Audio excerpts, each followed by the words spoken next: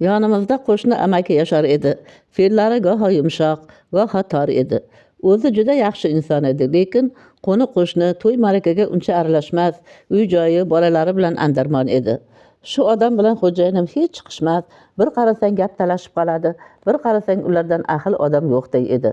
Ularning yoshi sizdan ancha katta bo'lsa, bir gapdan qola qoling derdim xo'jayinimga. Ba'zan non yopsam ikkitasini ko'tarib chiqib ketardi. Qayoqqa olib ketyapsiz desam, qo'shninikiga, issiqnom bilan choy ichamizda derdi. Bir kuni ikkita qo'shni yana ancha gap talashib qolishdi. Sen uyingni meni uyimga yopishtirib qo'ygansan, orasi ochiq bo'lishi kerak edi deydi amaki. Xo'jayinim bo'lsa, aka, meni uyim siznikidan ancha oldin qurilgan, siz noto'g'ri qurgansiz deydi. Yo'q, ikkalasi ancha tortishib, o'zinikini ma'qullaydi.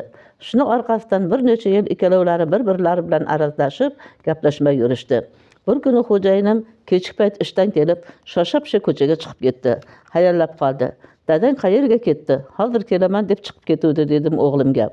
Ko'chada qo'shni amaki bilan gaplashib o'tirishibdi dedi o'g'lim. Urishmayaptimi desam, yo'q dedi u. Voy, buncha yaxshi, insof beribdi har tugul ikkaloviga ham deb xursand bo'ldim.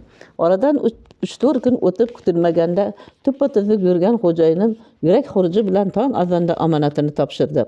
Odam yig'ildi. Qo'shni amaki o'sha kuni xo'jayinimning boshida o'tirdi. So'nggi manziliga olib chiqib ketishguncha. Qo'shnilardan biri amakiga, mana qo'shningizni ham berib qo'yibsiz.